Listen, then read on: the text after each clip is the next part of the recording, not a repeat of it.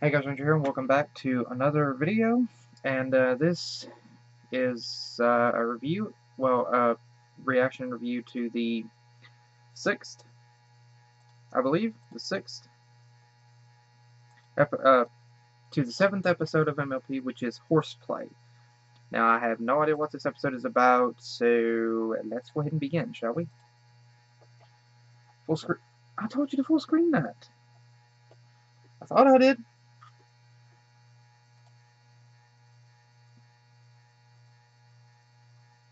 Full screen it for some reason. Bleh. Alright, let's begin. Okay. This is Horseplay. Start the video. 3, 2, 1, play. Princess Celestia, I have an idea for your one'sversary. My What? one'sversary? What? The 1111th year anniversary of when you first raised the sun. Good thing Pinkie Pie reminded us. We would have forgot to celebrate. You're not the only ones. What did you have in mind? To commemorate your first sunrise, I've written a play. We'd like to perform it at my School of Friendship, if you don't mind. Mind? I think a play is a fantastic idea. Did she just prance? Yes! Oh, forgive me for getting so excited. It's just, when I was a filly, my friends often put on plays. Oh, it was so wonderful. Every pony coming together to create a magical experience to share with others. I've always believed theater brings out the best in us and forges a special bond of friendship. I didn't know you used to act. Oh, not me. I was always too busy with my magic lessons to be part of any plays myself. But still, it's something I always wished I could experience. And you still can. Princess Celestia, we would be honored if you would be the star of our play. Wait, what?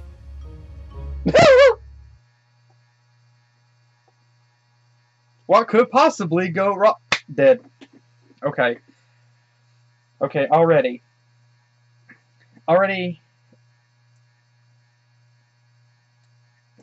I love the bit already with Celestia. It was adorable and hilarious to see Celestia prancing around. Excuse me. Yeah, there we go. Because it's not something we normally see. So to see that with Celestia, it's awesome. We get to see more of her, just her being You normal. want me to star in your play? Yeah. When did that happen exactly? If you'll excuse us for a second. Don't you see, Spike? It's perfect. Princess Really? Celestia has always wanted to be in a Horseplay. play, and this one's about her. I guess. But how are we supposed to give her directions? She's the ruler of Equestria. She's also our friend. Celestia is always kind to everyone. Mentor, so if parent. we have a chance to finally do something for her, we should. Come on. How many times has Celestia helped us, guided us, been a warm, calming voice over our shoulder? Twilight. Yes, Princess Celestia? Your invitation is very kind, but are you certain it's wise? I have no acting experience at all. Experience? You'll be playing yourself, and we'll all. Oh no. Please, it'd mean so much to the students if you were in our show. Well, I if sense you're sure, shenanigans. Yeah, what she said. I sense then I would be shenanigans. delighted to join your theater troupe. There's gonna be shenanigans, I know it. Oh my gosh, this is... Betty is ready. Confetti is ready. Wormy apple course, Pinkie. How many times have I told you to keep your special effects away from my sets? 327. Oh, unless you just did. Then it's 328. I can't believe you've memorized your lines already, Fluttershy. Once you get past terrifying, paralyzing stage fright, the rest is easy. Now I just hope Princess Celestia says we can do our play. As soon as she sees these fabulous costumes, all she'll be able to say is, Brava! Heads up! Here comes our answer! Wonderful news, every pony. Yeah! No pressure at all. We get to put on our show? Even better. Princess 3, Celestia 2, is gonna be our 1. star. Shock. Yeah, that's how I felt too. Celestia? Starring in our play? This is huge! Well, she was a little nervous at first. but I told her not to worry. With us helping, it'll all go Ready. smooth as Silk! I must find the Silk. If Celestia is going to be in our play, we have to take everything up to the next level. None of these old ideas will do. Yeah! Forget my regular party cannon. For princess size effects, we're gonna need Big Bertha! Big Bertha. Pinky! That! Our play is gonna be amazing! I gotta tell every pony I know, and even the ones I don't! Pinky. Rain. Boom. Why in tarnation are y'all getting so starstruck? We've met Princess Celestia before, plenty of times. Those were formal things. Galas, world saving. This is different. Imagine doing sweaty warm-ups with a princess, blowing your nose in front of a princess, sitting around just talking with a princess. Panic. I'm a princess. You talk to me. That's different. You're not a princess. Thanks. Celestia wants to experience the special friendship that theater ponies have. To give her that, you just need to be yourselves. You really think so? Quit fretting. It's only a couple of pals getting together to put on a one's-versary play. What could go wrong? Oh no, you jinxed it. Oh my god. You never say that. You never, ever. I love that scenery. Directed, written, and produced by Twilight Sparkle. Page 1, Act 1, Scene 1. Action! I bet Tara was having a lot of fun with this particular moment, wasn't she? Before Celestia, Equestria was suffering terrible hardship. Raising the sun every morning was so hard. Hey, it took they're back. 5 great sorcerers, plus Star Swirl the Bearded. Hey! They got the students to play.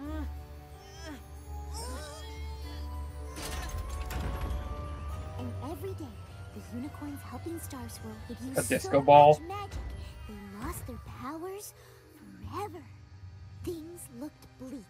Soon, Equestria would lose all its magic users. Then, the land would be covered in darkness for eternity. I'm also... I can't believe how good my play is. The sets, the props, the outfits, they're all great. And here comes the best part. But Celestia. then, a student named Celestia Oh, decided she had the power to raise Oh, no. the sun herself Oh, no. without draining her magic. That's your cue, Celestia. Oh, right. Of course. It is time for a new day in Equestria. What?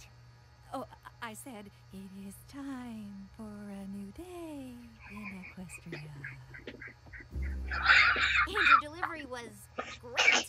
Maybe you should try it a tiny bit louder for the ponies in the back row. Oh, yes, my Rainbow. Canterlot voice. Rain- Thank you for the reminder, Twilight. Oh no. It is time for a new day in Equestria!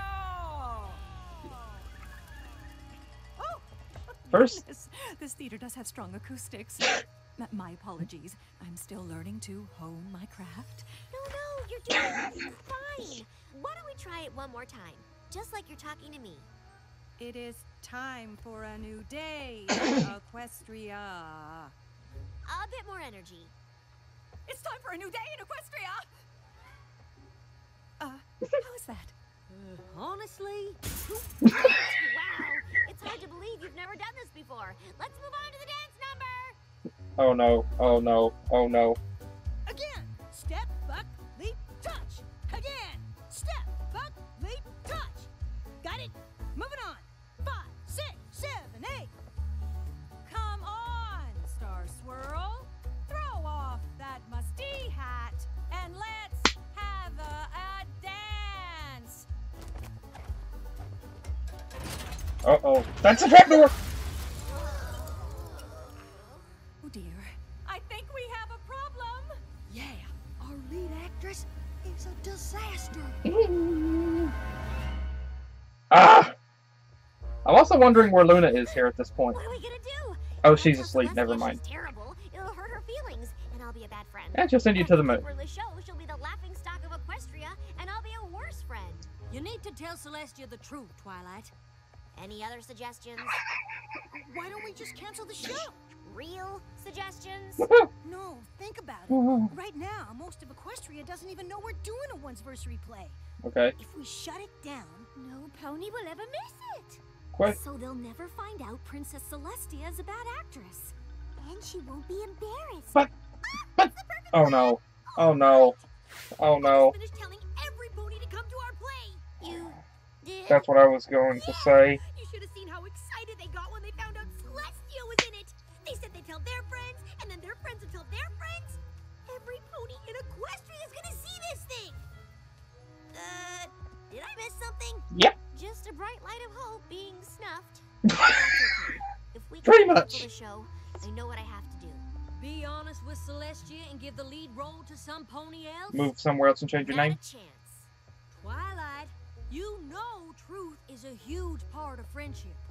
And so is making another pony's dreams come true. Look, I promise Celestia that this Oh, this is. play, instead of just watching it. And I plan to keep that promise. But how? How can you help her improve? I mean, you can help her improve, I'm sure, but. Acting lessons? No. More like a special workshop with other actors. To take your performance from good to flawless. Thank you so much, Twilight. This is what I always knew theater must be about. That special stage pony bond of shared trust and honesty. Again, I'm just imagining these two in the actual recording booth together doing this. Princess Celestia, meet Method Mare performers on stage and Raspberry Beret. Avec plaisir, Your Majesty. The pleasure is all mine. If there's anything I can do to become a better equestrian thespian, I will. What do you have planned? Well, I thought She's adorable. we'd make it up as we go along. Otherwise known as Improv. improvisation. Yes, and we can start as soon as we get out of this box. What box? How's it going over here? Clean up. That sun will never rise again. That's why I have something even better. Loctite. It's the perfect substitute. No, it isn't. Well, It was the perfect substitute. well, sun went down again. Please give me something to be happy about. Let's try visualization and your skiing. Whoosh, whoosh. Oh, it's so snowy today. Brr, I'm getting chilly. Getting Should I into. get you a blanket? All aboard! The Ponyville Express is leaving the station. Woo, woo! It is? I don't see anything. Let's be weeping willows in the wind. We are strong in adversity, yet supple as we bow to fate. Again, something you don't often see is the ponies like her standing on her hind legs. Oh, the classroom floor under my hooves. Does that count? Do I want to know? Ma- Wait for it. You don't want to Pinkie Pie! do that. What? It's realistic. The sun is just like Bernie Marshmallow. What are they doing now? the simplest acting exercise they could think of. A game of charades. A puppy. A duck-billed platypus. Anti-disestablishmentarianism. Oh, What? I give up. What? My love for Equestria and all the ponies in it. Twilight, you felt what I was emoting, didn't you? Yeah! Now That that's the face. best acting we've seen all day. We haven't seen that. Hey, Luna's here. Okay, I tried and tried and tried, but we have to face facts. We can't We're make screwed. Celestia an actress, so there's only one thing to do. We're screwed. Tell her the truth, finally? No. Oh. Oh no. I've rewritten the script to give Celestia a more artistic part with no lines. And to make sure the show's a hit, I've whipped up the biggest, bestest, flashiest fake sun. Are you freaking That looks unsafe. Why complete? would untested magic fireworks that I bought in a back alley from Trixie at midnight be unsafe? And possibly illegal. In all 50 states of Equestria. I freaking love this episode. Trixie. She's going 3, 2, 1. She's going to snap. I can't take it anymore. It was supposed to be a simple play. Just one simple play. And then everything goes wrong. From the stage to the props. Right down to the worst lead actress in Equestria. I like. Oh, that face. Oh my gosh. Oh crap. Ah. Twilight, if you honestly felt I was a bad actress, why didn't you tell me? I'm so sorry. I didn't mean to insult your acting. It's just I got so stressed. But that's no excuse for what I said. You have every right to be upset with me. I'm not upset because you insulted my acting. You're not? I'm upset because in all the time we've known each other, I thought I taught you about the importance of friendship, trust, and honesty. Celestia, wait! Oh my gosh. You can't fly away now. Look! Ponies are taking their seats for the show. Dang it. Jeez. Standing room only! Did I do a good job of advertising for this thing or what? Sorry. We can't put on a show with no lead actress. You go find Celestia. We'll figure out a way to stall this thing till you get back. But. Oh. Good luck. No pony's gonna volunteer to try to tame that. No pony, indeed. Yeah. So, Dude, come on. who likes juggling? Dude, seriously. Princess You did the heartwarming play. Wait, can we talk? I love I'm this. afraid I haven't much to say, Twilight. All right then, just listen. You've guided me since I was a filly. You've given me knowledge and advice and friendship. Just once, I wanted to be able to give something back to you. I know what I did was wrong. I should have told you the truth, but I promised you could be in our play. I had to make it work. Nothing would make me feel worse than knowing I disappointed you. You really mean that? Of course! I look up to you more than any pony I've ever met. I hate to let you down, like I did. Oh, you had good intentions, Twilight. But you know that the truth is always better than a well-meant lie. Didn't Applejack remind you? About 100 times. And now, because I didn't listen to her, I've ruined your whole one's-versary. Well, I don't know about that. Isn't there an old saying, the show must go on? There may be a way for us to save the play yet. But how? I mean, if I'm being completely honest, you're not an actress. No, but I am a princess. Good news. Free food. Bad news. This play is officially a disaster. Fortunately, I know a thing or two about how to deal with those. You came back!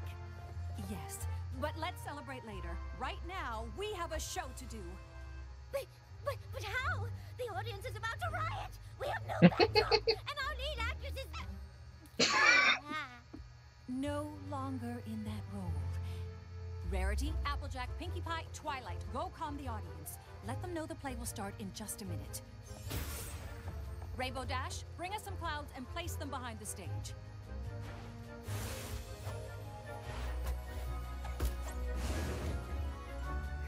There, that's our new backdrop. Starlight, do you have a copy of the script? Spike, you narrate the play. Fluttershy will be our new lead. What? Oh my. Me? Playing you? Will you watch me playing you? Oh no. I think my stage fright is coming back. Visualize with me. You're a princess. Regal. Commanding. Confident. Feel the rising sun's warmth. Equestria needs you. Once upon a time, You know, that could have honestly worked in Fallout Equestria. It could. terrible hardship. Raising the sun every morning was so hard that it took 5 unicorn sorcerers plus Starscroll the Bearded to do it. You call those great sorcerers? No, hecklers, what should we do? Spike, improvise. Yes, and raising the sun each day was super draining. But you can see that for yourselves, right? I mean, do these guys look beat up or what? Starscroll's so stressed, he's got kinks in his horn. But that's okay, because it turns out Celestia had the special power to raise the sun all by herself. It's time for a new day in Equestria! In all the commotion, we forgot we don't have a sun. What do? We play charades.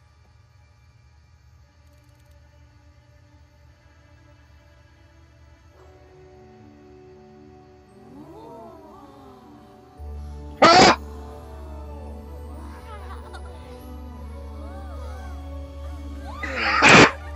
Perfect timing. Goodness, I had no idea this production would have such elaborate special effects. Good luck. Dude, that's a real freaking thing. Judging by how many flowers the audience threw, it seems our play was a success. I just Fluttershy looks good with her hair like that. actually be in it. You shouldn't. I never felt I had to be on stage to be a part of the show. All I ever wanted was to share an honest bond of creativity, artistry, and happiness with my friends. And that's exactly what I got to do. Thank you for saving our play, Princess Celestia.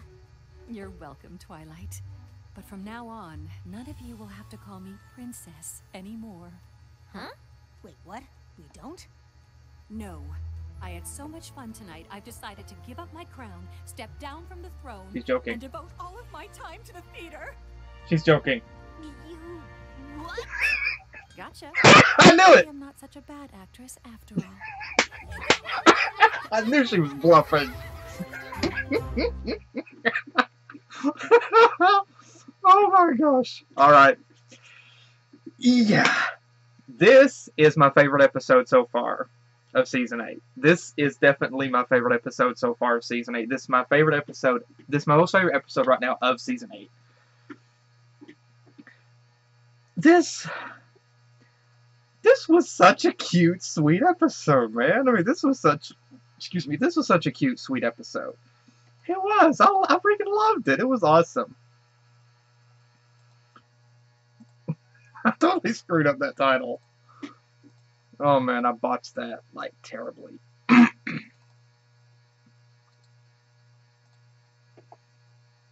we go.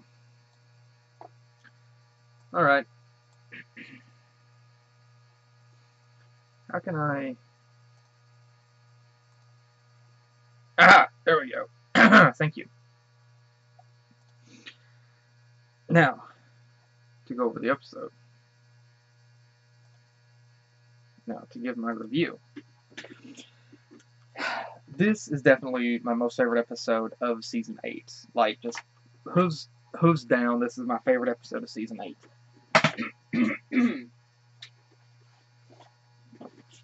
There was a lot of different unique things about this episode, which I will try to cover. First off, I mean, now story-wise, there's a lot of things going on here. Twilight and her friends wanted to do a play to commemorate Celestia's once anniversary, or to commemorate Celestia's raising of the sun, and Twilight wanted to do something to give back to Celestia.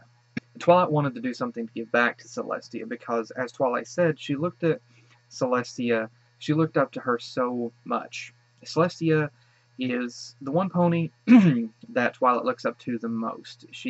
Twilight has always admired Celestia, she's always looked up to her. Celestia is multiple things to Twilight, and I think Twilight is multiple things to Celestia. For Twilight and Celestia, Celestia is sort of like a a older sister to Twilight in a way. I mean, she's her best friend, but you know, you could probably say that Twilight looks at her as a sister, maybe as a parent, definitely a mentor, an idol, and so Twilight wanted to give back. Like, she wanted to do something for Celestia, for all of the tutoring, all of the mentoring, all of the support that Celestia had given Twilight since she was little. And Twilight had a chance to do something. She wanted to give back. And so she asked Celestia about being in the play and playing as herself.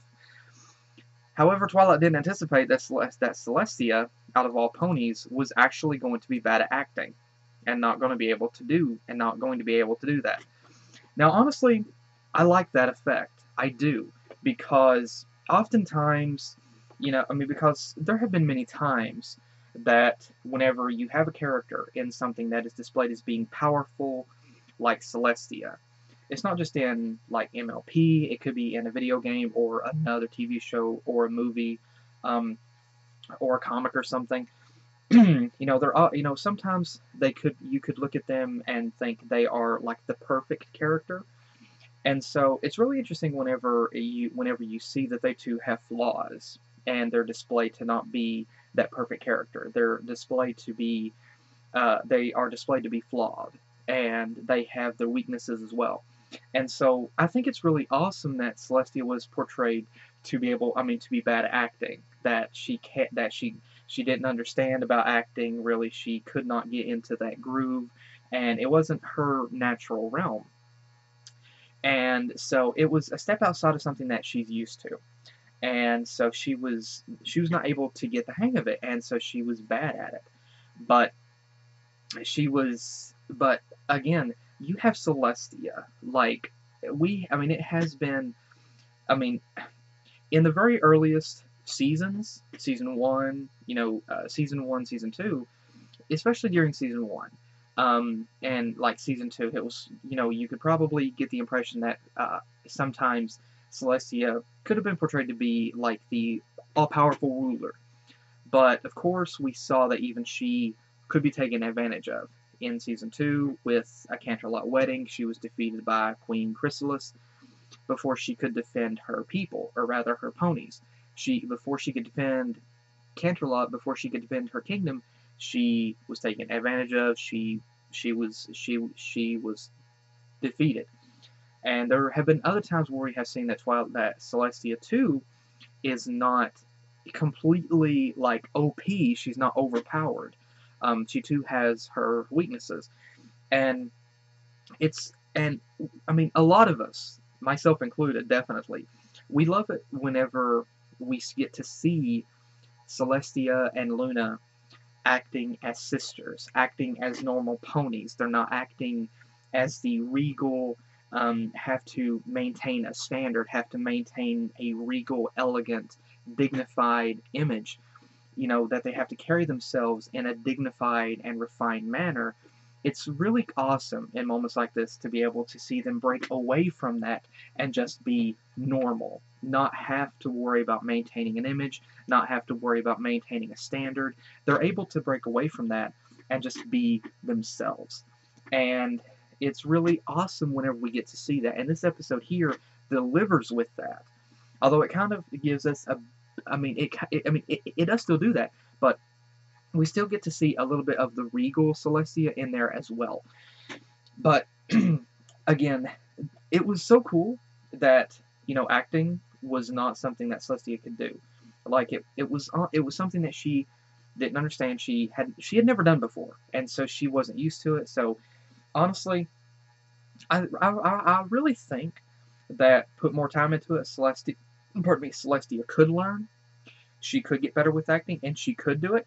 But it was a very short notice, honestly. Like, it was a very, very short notice, and she did not. It had been something she had never done before, and so she had to learn. She had to learn and learn quickly. And sometimes you don't. Different people learn at different paces. It's just a fact. Two people you can try to teach two different people one thing. One may learn it quickly, the other may learn it slow. And so Celestia, she has her own pace to learn something like that with, but she did not have enough time. And so, she had to kind of be pushed, kind of thrust into something that she had never done before, and she had to learn quickly. And we saw that she wasn't able to really do that. Now, this kind of makes me think about testing 1, 2, 3, how Rainbow had a short amount of time to learn the history of the Wonderbolts, and she had her own way of learning. She could not learn through the normal means of teaching that Twilight tried. She had to learn through visualization. And so, but she was able to learn, but at her own pace with her own style. Celestia, I think, is going to be exactly like that. She has her own pace, her own style of learning, and I think, and in time, she will learn that. Whether we'll ever see that development, I don't know, but I'd like to believe that in time she does learn to act, and she is able to do it, and so by the time the next play rolls around, she's able to actually perform and do great. But for now, this is something that she was thrust into that she had never done before, and so it was unfamiliar territory to her. And but again, I love how that Celestia was portrayed to not be the all-knowing one, the all-perfect one. I can do anything, I can do everything. She was portrayed to have this flaw. She could not act. She never acted before, so she never had been given a chance. She never had a chance to be able to see whether she could do it or not. This was her first time, and so I think it caught her off guard a bit as well. She didn't know that she was doing badly, but it caught Twilight and everyone else off guard because they weren't expecting it. And it's kind of interesting because I guess in a way you could probably say that the characters here kind of felt like how I guess you could say some people in the Brony community might have felt, that they would have expected Celestia to have known that, but it caught them by surprise that she didn't. But again, for me personally, I love it because it showed that it was one of her flaws. It was a bump in the road that she had to overcome, and it was something that she had to deal with, and that she was able to deal with it. And this is also really, honestly, you could kind of see, or for me, I could see why Twilight was trying to do what she was trying to do. She wanted to give back to Celestia for all the teachings, all the years of learning, all the years of teaching, of support, of everything that Celestia had given to Twilight. And so Twilight had a chance to give back and do something back for her mentor. And she wanted to help out. And so Applejack was like, just tell her the truth. She can't act. And Twilight here, honestly, yeah, it's easily understandable. Twilight did not want to let Princess Celestia down. She promised Celestia that she would be in the play, and she did not want to let her down. She wanted her to be in the play. She promised her that she would be able to do that, and that she would be able to be in the play and live out her dream of doing that. Twilight did not want to crush her dreams. And honestly, I really relate to Twilight here. And I personally believe that, follow your dreams. That's what I do believe. And I can't blame Twilight at all here for not wanting to crush somebody's dream. And I can relate to Twilight. Find a way, try to find a way around it to ensure that they can still follow their dream. I can relate to Twilight here because that would be exactly something I would do. I would never be able to look at somebody and say, you're not going to be able to do this. I would try everything within my power to ensure that they could, just because I would not want to see them disappointed. I would not want to see them give up. And so I can relate to Twilight here. It was a lot of pressure on her mentally and emotionally because she was seeing her mentor be completely oblivious to her lack of ability for acting, and she was also, she was stressing herself out because she wanted her to learn, but she didn't know how to help her learn, and she wanted to give back. She felt like she was being a bad friend, that she was being a bad student. She felt, I mean, it was a lot of mental and emotional pressure on her, and like it was tearing her apart. And so, Applejack wanted to be honest, and I'll be completely honest here. I can see both sides. Applejack was right, and just try to be honest. But also at the same time, I feel Twilight was right. Not right in lying. That's not something I condone. I am against lying. I do believe Applejack. Tell the truth. But I also side with Twilight here too, in that, like, again, putting myself in that position, I would never be able to look at somebody and say, you can't do this. If it was something that they really wanted to do, I would never be able to look at them and say, you can't do this. I would be saying, try to find another way. Try to find a way to do it, just not in the same way that you were originally intending. There's got to be a way.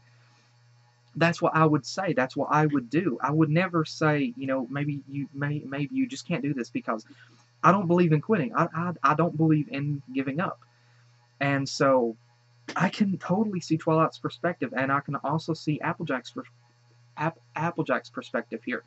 Twilight had the determination, she had the willpower, she had the desire, the want to try to help her friend and her mentor, I guess you could say parent figure in a sense, to try to do what to try to learn to act and try to be in the play and try to do what she had always dreamt of doing. Twilight did not want to let her down. But also Applejack knew that she needed to be honest, because it would have jeopardized the play. They had a short amount of time, they didn't have enough time, and it was jeopardizing the play, and it was also putting a mental and emotional strain on Twilight, and so both parties were right. Applejack was more right than Twilight. But I can also say that Applejack is, telling the truth. Again, there are limits. Again, I'm not saying lie, and honesty is the best policy, and I would rather prefer somebody to be honest with me. I honestly would rather somebody be honest with me than to fabricate a well-made lie and try to live out that lie. Me personally, I catch somebody lying to my face, that's over. We're done. Okay, we're done. I don't trust you anymore, and you're going to have to work extremely hard to earn my trust again. Otherwise, I'm labeling you a liar. I don't trust you. I would not leave a penny in front of you and turn my back. But you're honest with me, I trust you, okay? I'm the kind of person, it's kind of hard to earn my trust. Once you earn the trust, you better dang well keep it, because if you jeopardize that, it's over, it's done. If I ever trust you again, you're going to have to work long and hard to earn that trust. That's how I am. But again, Applejack knew the best policy was to tell Celestia about the truth here. Twilight didn't want to give up. She wanted to help Celestia.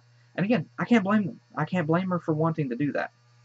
And Celestia was, again, in a place she'd never been before, and something that she had never done before. That's a very adorable... I just now got this little... That's cute. But, again, it was taking her toll on Twilight, and this moment whenever they confronted each other, this was a very hard smack of reality. Because, and I kind of thought that whenever Twilight, because that's a gimmick that I've seen before. Whenever Twilight began to do the explosive rant that Celestia could not act, I knew Celestia was going to be in the background. I knew she was going to be standing somewhere nearby and she was going to hear it. Because I've seen that gimmick played out before, and so I knew to expect that. But it, even though I knew that it was going to happen, that exact same thing. Twilight had a very interesting perspective here, because she, like I said, even though that I knew that moment was going to happen with Twilight and Celestia, it still did not stop the fact that it was still heartbreaking and earth-shattering whenever you saw that moment happen. It was still earth-shattering and heartbreaking whenever you saw that moment happen, because at that point Twilight had realized, there were multiple things I know that was going through Twilight's mind. The biggest thing was, I screwed up. I let down, I betrayed the one person whom I trusted the most. I let her down, I betrayed her. I am the lowest life form in existence. I don't deserve to live. Like, I can imagine that being Twilight's thought process. Celestia telling her, I thought I taught you better. It's kind of like a parent scolding a child, you know, almost like whenever they say you should have known better, or I thought I taught you better than that. It makes you feel like ultimate crap. It makes you feel like crap. You're like I screwed up. Like it's a thing where they think that there's a failure, and so you feel bad because you betrayed them. You know, you let them down, and that's how Twilight felt here. I mean, here was her mentor standing before her, and this was the first time that we had actually, that I can recall, at least definitely of this magnitude, of Celestia getting this upset, this hurt at Twilight. We have never seen Celestia get that upset, that hurt at, I mean, that upset at or that hurt by Twilight before. We've never seen this happen of this magnitude before. And so this was like a punch in the face here. I mean, 8 years, and this happens now, and it's like, oh freaking crap, they went there. But it worked, because there was a very, very deep, very interesting dynamic here. Because, and honestly, I mean, yeah, they could have pulled this off with any other character, with any other group of, with any other two friends. But honestly, this worked. This honestly worked for, like it did with Celestia and Twilight, because here you have Twilight, the girl who grew up. I mean, Princess Celestia was her idol. She was her mentor. I guess you could say Twilight was Celestia's #1 student, and Celestia fretted. She was hesitant to send Twilight to Ponyville, but kind of like a parent, she knew that she needed to, that it was best that Twilight, you know, go out into the world and learn some things on her own, learn some things that Celestia could not otherwise teach her. And so Twilight went out and learned about friendship. And I mean, like, she learned about friendship through different characters, through different ponies who all became her friend. She learned about being friends with different characters of different cultures, of different backgrounds, of different personalities, and how to deal with, understand, and relate to each and every friend. And her group of friends has grown over, well, again, I don't know how much time has passed in the show. Like, for us, it's been 8 years. I don't know how. We know a year has passed. We know a little over a year has passed now in the show. I'm not sure directly how much has happened within that year's time frame, but let's just say maybe a year and a half. Let's just, for all intents and purposes, let's just say that over the year, I mean, over a year and a half, Twilight has developed from just going to Ponyville, thinking she's going to learn about friendship in one way, but she learned about it in a whole new perspective. And through that time, Celestia has helped to kind of guide Twilight. She's helped to guide her from the sidelines in a way. She's helped to guide her and, you know, let Twilight learn on her own. And she's been there for her. And here was someone that Twilight looked up to. I mean, this was her mentor, and she had the chance to do something and give back. And so she just betrayed the trust of the person whom she trusted the most. To say that Twilight felt like the lowest, to say that Twilight felt like a complete heel, like a complete jackass at this point, is a complete understatement. I mean, even if you were at the bottom of the Mariana Trench, you would still feel lower than that. And that was Twilight here. And so she realized she screwed up. But, you know, she, like Celestia told her, Twilight had good intentions. but she was still living a lie. And Celestia just wanted Twilight to tell her the truth. She just wanted the truth from her. She just wanted her to be honest. And Twilight realized that. And again, it was a lesson that Twilight had to learn. And again, even though we're 8 years into the show, even though we're 8 seasons in, there's still going to be lessons that the characters are going to learn, just like us. It doesn't matter how many years that you live, there is always going to be something that you will learn. There will never be a moment whenever you are done learning. There will never be a moment whenever you will not be learning a lesson.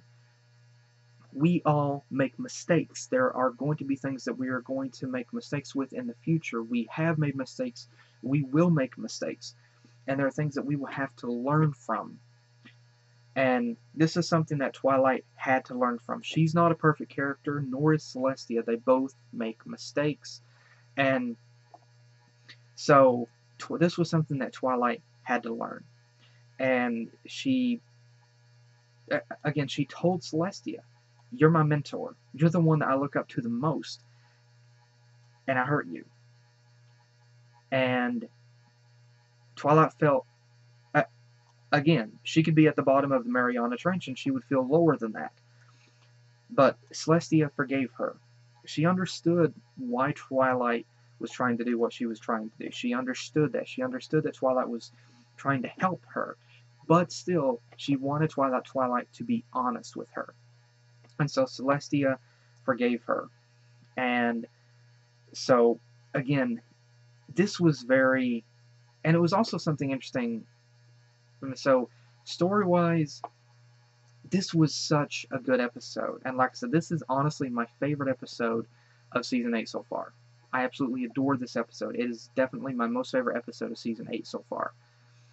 This is my most favorite episode of Season 8. And I absolutely love this episode. It is just sweet. It is cute. And like I said, I love the story. I love the story. And again, the concept of Celestia not being able to act is really funny, given the incredibly talented people that are providing the voices for these characters. It is really hilarious for one of their characters to act like they don't know how to act. So it's really comical to see that. And again, I can only just imagine these two in real life, in the recording booth. These voiceover sessions here, it's just kind of a really comical image in my mind to see these two in real life in the recording booth. I don't know if they do these lines separate. I don't know if they do these separate. I don't know how they do the show. I know some shows they record the lines together in booths, and sometimes they don't. I remember Travis and Colleen with Full Metal Alchemist making mentions about being in the separate booths. But I also remember with Wayne Allwayne and Harissa Taylor, the voice of Mickey and Minnie, I remember reading that there were a lot of times that they were in the booth together recording their lines together. And that for Rusi, after Wayne passed away, it was really hard for her to go back into the booth and not see Wayne there.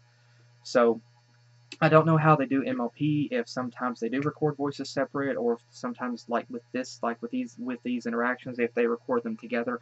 I don't know how that works with this show.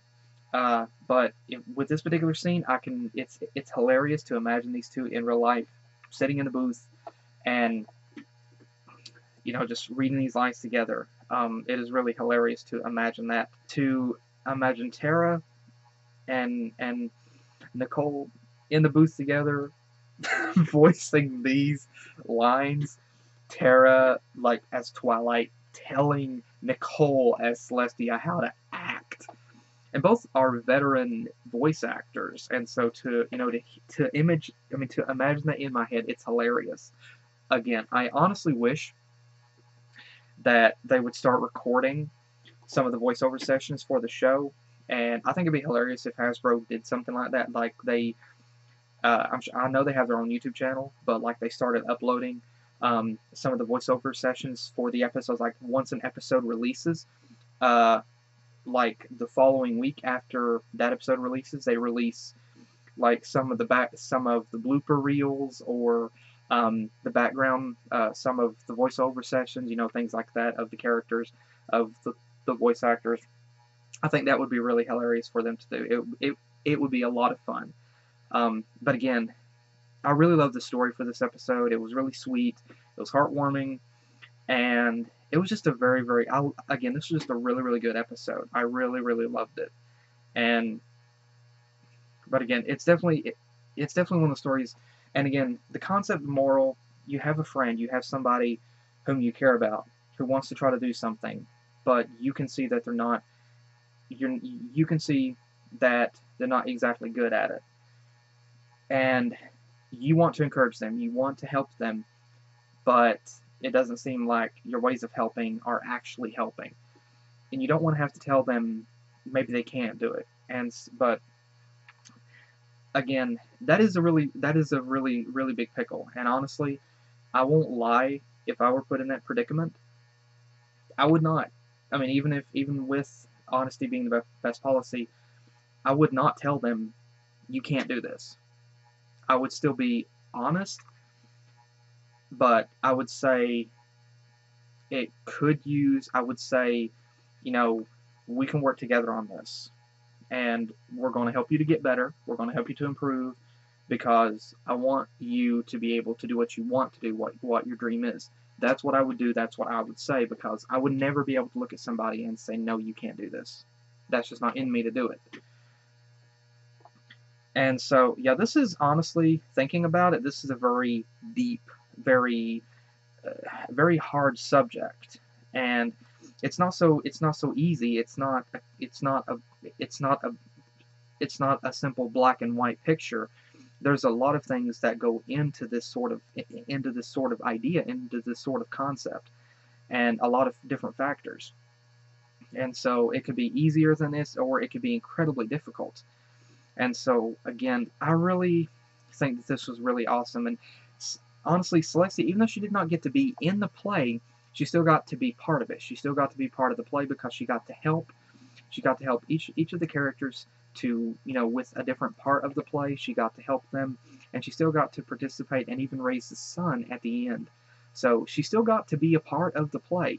Not in the same way that she imagined, but for this moment, she was still able to be a part of the play. And so, again, like I said, I think that in time she will be able to learn, she will be able to act, and she will be able to maybe in the next play. But again, I really love this episode. The story was great. I absolutely adore this episode. It was sweet, it was fun, it was heartbreaking at times, but it was a really warm-hearted, very sweet, and really adorable episode. And this is definitely my favorite episode of Season 8. We're going over a few different aspects about the episode, additional little aspects about it.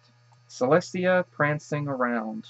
I know that was freaking hilarious for a lot of people, just to see that. And again, like I said before, it's not often that we get to see that with Celestia or Luna.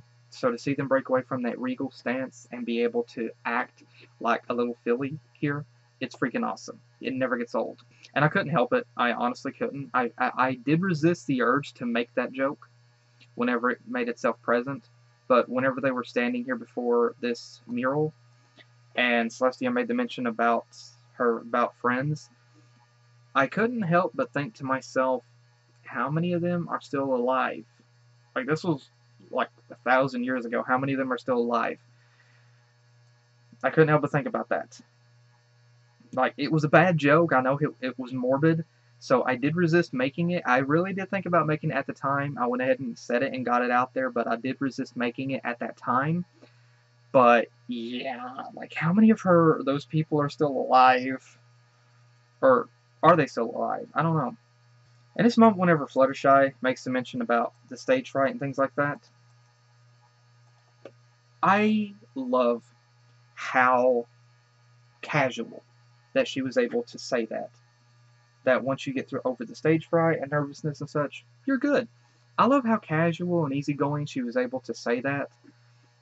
Just like, whatevs. I love how she was able to do that. That was freaking awesome. And that moment whenever Pinky breaks out the freaking huge party cannon, my first thought is, Pinky, is that thing legal? Like, did you break that? I mean, I'm sure she probably did, but did you, like, use a portal gun to get that out of a military weapons storage depot or something? Because how else could you had access to that? Where did you get that thing? Never mind, it's Pinky, don't question it. And that moment, whenever Starlight makes a mention to Twilight, that Twilight is not a princess, and Twilight is just like, well, thank you. What am I, chop suey?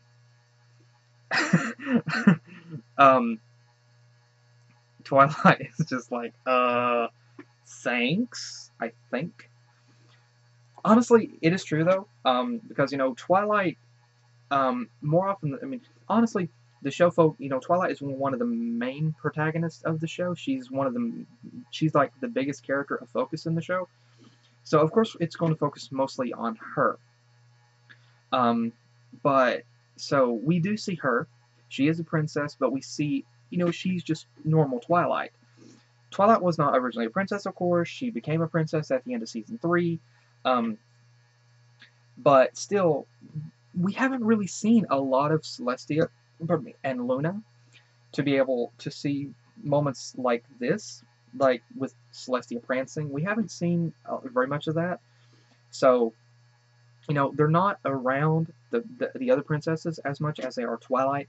So, of course, they're more comfortable around Twilight, and they're more able to communicate with her on different things, on, you know, on a much deeper level than they would with the other princesses. So, yeah, what Starlight said is really true. Like, she didn't mean it. She didn't mean it in a bad way. She didn't mean any ill harm by what she said. But yeah, it was true. And honestly, this moment here with Fluttershy being the one that directed the play, my first thought, honestly, is why not let Spike do it?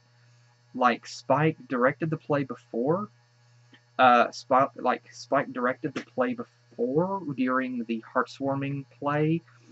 So why isn't he doing it here? And of course, we get to see. As soon as I get a better screen of that, we get to see, of course, the students return, acting out the different characters here from the past. We get to see the different characters come back. But again, for me personally, and this, like, honestly, it was adorable to see Fluttershy as the narrator for this. It was really adorable.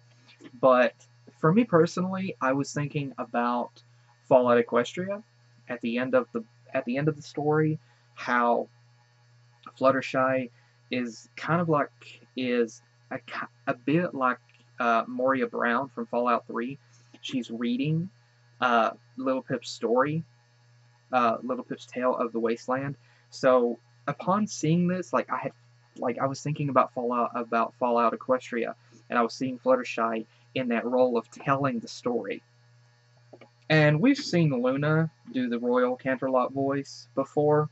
Honestly, I have no recollection of Celestia ever using the Royal Canterlot voice. This is the first. I mean, we've seen Luna use it. She used it in the Nightmare Night episode whenever she came back, and she used it, I think, a time or two after that. But like, this is the first time that I recall that Celestia has actually used the Royal Canterlot voice. Never seen that before to my recollection. Might have. I apologize if I forgot. But yeah, it's hilarious to see Celestia using the Royal Canterlot voice here. Again, it's not something we often see. And again, I love the backdrop for the landscape. I love the backdrop for the landscape and everything, the position. Like, you have the school up here, and then you have this nice little scene of the play right here. And I love the nice rustic woodland scenery and nice little rustic charm, you know, the simplistic charm of this location and the way the stage looks. I really like it. It's really, really nice. And something else to kind of point out that I have to point out, you think about director's chairs. Directors, you know, like, these chairs are about your, I mean, let's just say these chairs are about average size. Okay, let's just look at the size difference. these director's chairs. Twilight and the director's chair. Just look at this. And you think about a real director's chair. You think about a real one of those folding chairs, and imagine yourself sitting in it. Now put Twilight in it. Again, the ponies are much smaller. Like, Twilight is, I don't know, like, she's a little bit larger than a cat here. But, again, it's adorable that she's much smaller than the chair, and that she would have to, like, climb up in it. But, again, it's a very cute thing to notice.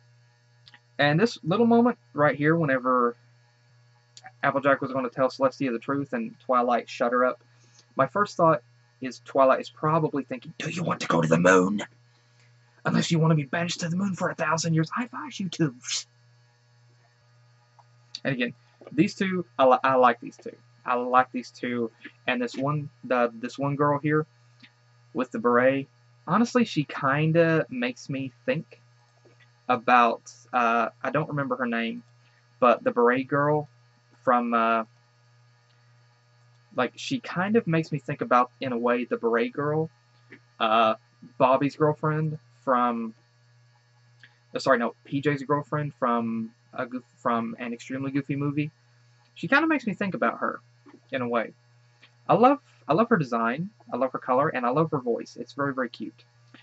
And I said it before with one of the other episodes, but again, with the other episode, Fake It Till You Make It. But again, we don't often see the characters standing on their hind legs, moving about in a way that makes it look more anthropomorphic, more humanoid. Here we actually get to see this little character here moving about and standing on her hind legs like she has no problem standing on her hind legs whatsoever. She's able to stand, and it's not affecting her whatsoever. I mean, she's able to fully stand, and it's not affecting her stance, it's not affecting her posture. She's able to move about and stand on her hind legs and maintain that stance for a rather long period, and it's not affecting her. She's able to move about. And so again, plus there's the concept that she's able, like, she falls down on her knees as well with this little scene here. Give me a moment. I mean, again, she's able, I mean, she moves about in a very anthropomorphic way. And again, it's not often that we get to see that with the characters, but it's a very nice little touch. And for me, it's always welcome to actually see that. And whenever Pinky decides to use a marshmallow, my first thought is, why on earth would you use a marshmallow? But then whenever the freaking thing catches fire, my first thought is, okay, you've hit the bottom of the barrel, everything is doomed, we're all screwed. And then we get to see the crazy face of Twilight. We get to see the crazy face of Twilight return. The crazy, I am going to snap somebody's neck face of Twilight. We haven't seen this face. That the last time I remember seeing this face, I can't remember the name of the episode off the top of my head, but it was season 1. And there's a moment where it's the same episode where Twilight looked at the CMCs and was like, "Hi, girls." It's the same episode. It took me back to that episode with this face. So, again, yeah, love seeing this. It was also nice seeing Luna. Like, Luna's here for the play. We get to see her. I was wondering where she was in the earliest part of the episode. I'm thinking, Luna's absent again. But then I remembered, oh, it's daylight. She's asleep. So here it's nighttime. She's up and about. So here she is. We also see Berry Punch, and we see Fleur de Lis and Fancy Pants. Golden Delicious or Carrot Top. And it's moment whenever Pinky makes a mention. This giant ball of fireworks, immediately as soon as I saw this, I knew a few different things. 1, fire hazard. Number 2, extreme danger, explosive danger, explosives. Yeah, everybody just had that look of shock. But you can't blame them. And then, again, Pinky standing there on her hind legs with her hooves crossed. Again, we don't get to see this very often, but it's always welcome. And then Pinky's explanation as to where the freak she got them. A back alley. A shady back alley near Trixie's cart. I mean, Oh my gosh. I love the humor. I freaking love the humor here.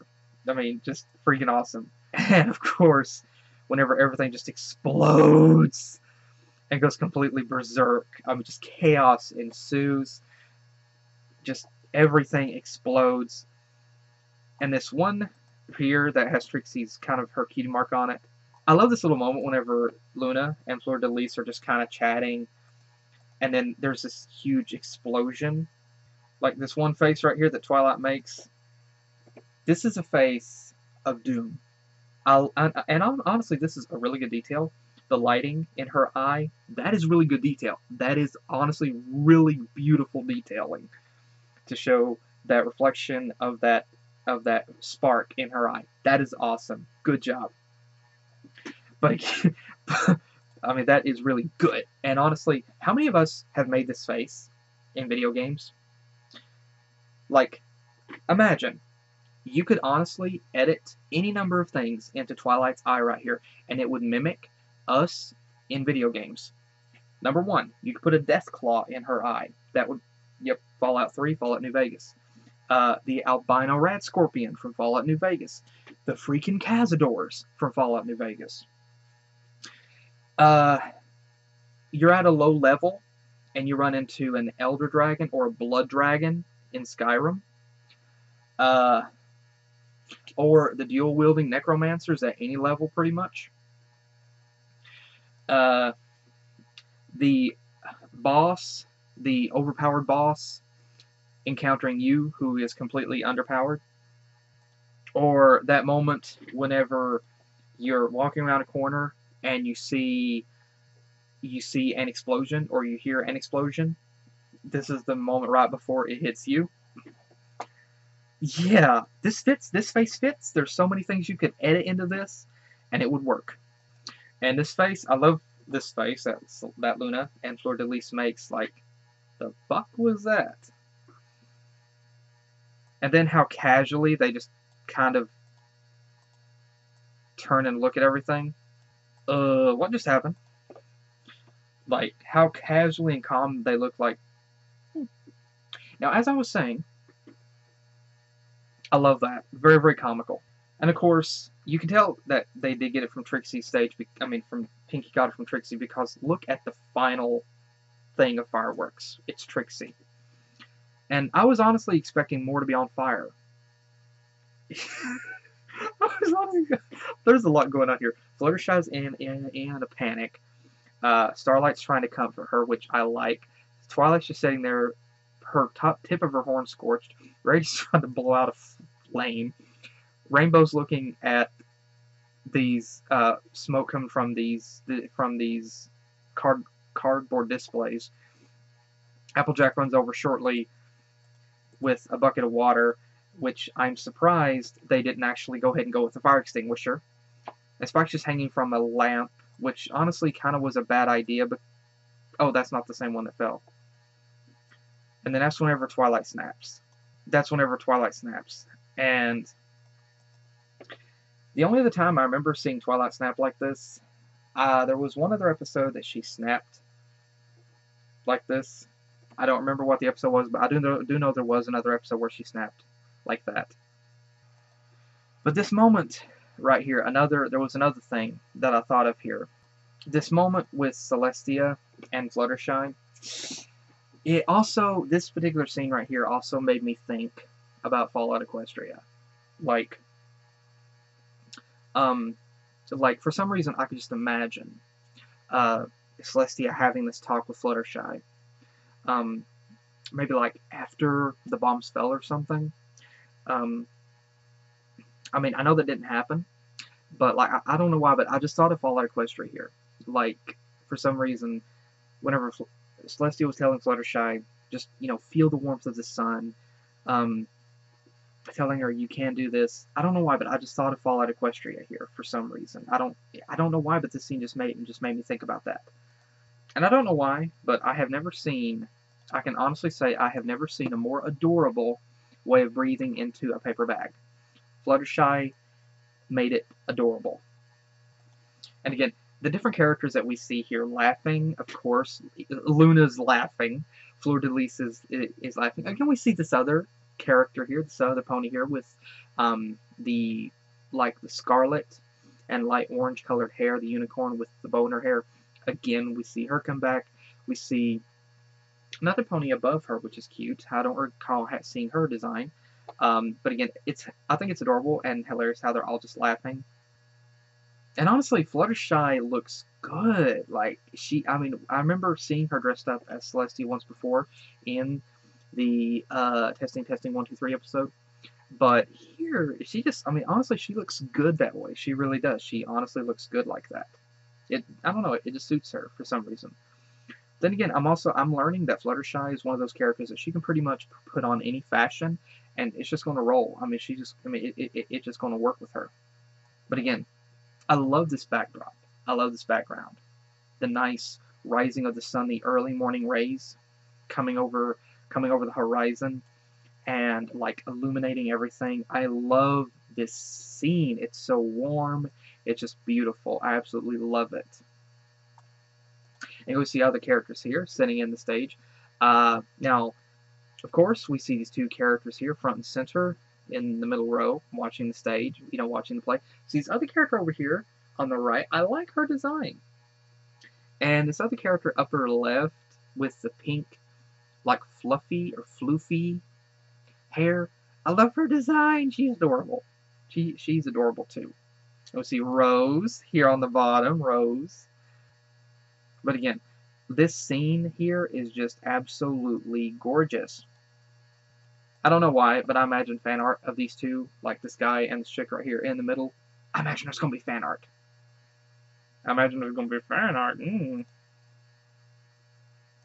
But again, I love this scene. Just this beautiful sunrise. I'm a scenery nut. So I love this scene. It's beautiful, it's majestic, it's warm, it's inviting, it's soothing. I love it. And again, it's small, but I love the detail for the roses here. The pink, like the hot pink, sort of pinkish purple and red roses. I love the detailing for those. Those are absolutely beautiful. And again, I think it's sweet how Celestia picks up a bouquet and hoofs them to Fluttershy, because Fluttershy was like the main star of the show. It's really sweet. I loved it. It's very cute.